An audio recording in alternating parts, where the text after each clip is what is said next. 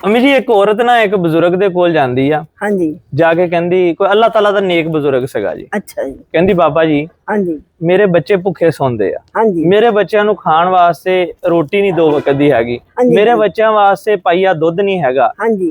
ਅਸੀਂ ਬਹੁਤ ਗਰੀਬ ਆ। अच्छा ਬਾਬਾ ਜੀ ਮੈਨੂੰ ਕੋਈ ਤਵੀਜ਼ ਐਸਾ ਲਿਖ ਦਿਓ ਕਿ ਅੱਲਾਹ ਪਾਕ ਮੇਰੇ ਤੇ ਕਰਮ ਕਰ ਦੇਵੇ ਔਰ ਮੇਰੇ ਘਰ ਦੇ ਵਿੱਚ ਵੀ ਮਾਲ ਦੌਲਤ ਆ ਜਾਵੇ। अच्छा ਬਾਬਾ ਜੀ ਨੇ ਕੁਝ ਤਵੀਜ਼ ਦੇ ਉੱਤੇ ਲਿਖਿਆ, ਲਿਖ ਕੇ ਉਹਨੂੰ ਮਤਲਬ ਮਰੋੜਿਆ ਤੇ ਉਹ ਬੀਬੀ ਨੂੰ ਦੇਤਾ। ਕਹਿੰਦੇ ਲੈ ਪੁੱਤਰ ਆ ਤਵੀਜ਼ ਲੈ ਆ ਤੇ ਘਰ ਜਾ ਕੇ ਰੱਖ ਲੈ। अच्छा ਉਹ ਬੀਬੀ ਨੇ ਵੀ ਯਕੀਨ ਦੇ ਨਾਲ ਉਹ ਤਵੀਜ਼ ਫੜਿਆ, ਕਾਗਜ਼ ਦਾ ਟੁਕੜਾ ਫੜਿਆ, ਜਿਸ ਤਰ੍ਹਾਂ ਇਕੱਠਾ ਕੀਤਾ ਸੀਗਾ ਤੇ ਉਹ ਲੈ ਕੇ ਤੇ ਘਰ ਨੂੰ ਚਲੀ ਗਈ। अच्छा ਜਾ ਕੇ ਉਹੀ ਤਵੀਜ਼ ਜਾ ਕੇ ਕਿਤੇ ਸੇਫ ਜਗ੍ਹਾ ਤੇ ਅੱਛੀ ਜਗ੍ਹਾ ਤੇ ਜਾ ਕੇ ਰੱਖ ਦਿੱਤਾ। अच्छा ਹੁਣ ਕੁਛ ਦਿਨ ਗੁਜ਼ਰੇ ਤੇ ਉਹਦਾ ਜਿਹੜਾ ਖਾਵੰਦ ਸੀ ਨਾ ਉਹ ਜੰਗਲ ਦੇ ਵਿੱਚ ਮਿਹਨਤ ਮਜ਼ਦੂਰੀ ਕਰਦਾ ਸੀ। अच्छा ਉਹਨੇ ਕਿਤੇ ਮੁੱਢੀ ਪੱਟੀ ਨਾ ਜੀ ਜਿਹੜੇ ਜੜ੍ਹਾਂ ਹੁੰਦੀਆਂ ਕਿਸੇ ਦਰਖਤ ਦੀਆਂ, ਅੰਮੀ ਜੀ ਉਹਦੇ ਵਿੱਚੋਂ ਕੋਈ ਖਜ਼ਾਨਾ ਨਿਕਲਿਆ। अच्छा ਖਜ਼ਾਨਾ ਨਿਕਲਿਆ ਤੇ ਉਹਨਾਂ ਨੇ ਮਿਹਨਤ ਮਜ਼ਦੂਰੀ ਕਰਨੀ ਸ਼ੁਰੂ ਕਰ ਦਿੱਤੀ। ਉਹਦਾ ਕੋਈ ਹੋਰ ਲੱਕੜਾਂ ਲੁਕੜਾਂ ਰੱਖ ਲਈਆਂ, ਕੋਈ ਆਪਣਾ ਕਾਰੋਬਾਰ ਵਧਾ ਲਿਆ, हाँ जी ਸ਼ਹਿਰ ਜਾ ਕੇ ਵੇਚਣ ਲੱਗ ਗਏ हाँ जी ਤੇ ਉਹ ਜਿੰਨਾ ਕੁ ਖਜ਼ਾਨਾ ਨਿਕਲਿਆ ਸੀਗਾ ਨਾ ਉਹਨੂੰ ਹੋਰ ਵਧਾਉਣਾ ਸ਼ੁਰੂ ਕਰ ਦਿੱਤਾ। अच्छा ਸਿਰਫ ਖਾਦਾ ਨਹੀਂ ਬੈਠ ਕੇ,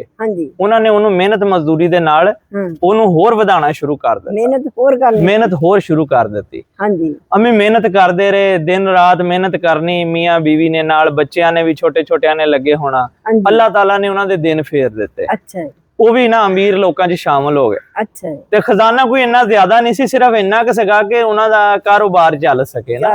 ਜਿੱਦਾਂ ਹੁਣ ਅਸੀਂ ਕਹਿੰਦੇ ਆ ਕਿ ਗਰੀਬ ਬੰਦੇ ਦੀ ਦੁਆ ਇਹੀ ਹੁੰਦੀ, ਅੱਲਾ ਇੰਨਾ ਕੁ ਦੇ ਦੇ ਕਿ ਅਸੀਂ ਆਪਣਾ ਕੋਈ ਕਾਰੋਬਾਰ ਛੋਟਾ ਮੋਟਾ ਕਰ ਲਈਏ। ਹਾਂਜੀ ਹਾਂਜੀ ਉਹਨਾਂ ਦਾ ਵੀ ਛੋਟਾ ਮੋਟਾ ਕੋਈ ਕਾਰੋਬਾਰ ਸ਼ੁਰੂ ਹੋ ਗਿਆ। ਅੱਛਾ ਕੋਈ ਬੈਲ ਗੱਡੀ ਲੈ ਲਈ, ਕੋਈ ਲੱਕੜਾਂ ਉੱਤੇ ਰੱਖਣੀਆਂ ਤੇ ਵੇਚ ਲੈਣੀਆਂ ਸ਼ਹਿਰ ਦੇ ਵਿੱਚ, ਕਰਦੇ ਕਰਦੇ ਕਰਦੇ ਕਰਦੇ ਉਹਨਾਂ ਦਾ ਨਾ ਨਿਜ਼ਾਮ ਚੱਲਣ ਲੱਗ ਗਿਆ। ਅੱਛਾ ਬਿਜ਼ਨਸ ਵੱਡਾ ਹੋ ਗਿਆ ਜੀ। ਹਾਂਜੀ ਤੇ ਪੈਸਾ ਦੌਲਤ ਚੰਗਾ ਆ ਗਿਆ ਤੇ ਘਰ ਸ਼ਰ ਜਦੋਂ ਚੰਗਾ ਬਣਾਉਣ ਲੱਗੇ ਨਾ ਤੇ ਉਹਨਾਂ ਨੇ ਕਿਹਾ ਘਰ ਬਾਅਦ ਚ ਬਣਾਉਣੀ ਆ, ਪਹਿਲੇ ਮੈਂ ਜਾ ਕੇ ਤਵੀਜ਼ ਤੇ ਦੇਖਾਂ ਕਿ ਉਹ ਤਵੀਜ਼ ਦੇ ਵਿੱਚ ਐਸਾ ਕੀ ਲਿਖਿਆ ਸੀਗਾ ਕਿ ਮੈਨੂੰ ਅੱਲਾਹ ਤਾਲਾ ਨੇ ਮੇਰੇ ਤੇ ਦਿਨ ਫੇਰ ਦਿੱਤੇ। ਹਾਂਜੀ ਹਾਂਜੀ ਜਦੋਂ ਅੰਮੀ ਉਹਨੇ ਜਾ ਕੇ ਨਾ ਤਵੀਜ਼ ਦੇਖਿਆ ਹਾਂਜੀ ਤੇ ਅੰਮੀ ਉਸ ਤਵੀਜ਼ ਨੂੰ ਖੋਲ ਕੇ ਦੇਖਿਆ ਤੇ ਵਿੱਚ ਲਿਖਿਆ ਸੀਗਾ ਕਿ ਜਦੋਂ ਅੱਲਾਹ ਤਾਲਾ ਮਾਲ ਦੌਲਤ ਦੇਵੇ ਨਾ ਤੇ ਇਹਨੂੰ ਤਿਜੋਰੀਆਂ 'ਚ ਸਾਂਭ ਕੇ ਨਾ ਰੱਖਿਓ, ਇਹ ਗਰੀਬਾਂ 'ਚ ਤਕਸੀਮ ਕਰਿਓ। ਹਾਂਜੀ ਜਿੰਨਾ ਤੁਸੀਂ ਤਕਸੀਮ ਕਰੋਗੇ ਅੱਲਾਹ ਤਾਲਾ ਹੋਰ ਦੇਗਾ। ਹਾਂਜੀ ਉਹਨਾਂ ਨੇ ਅੰਮੀ ਜੀ ਗਰੀਬਾਂ 'ਚ ਤਕਸੀਮ ਕਰਨਾ ਸ਼ੁਰੂ ਕਰ ਦਿੱਤਾ।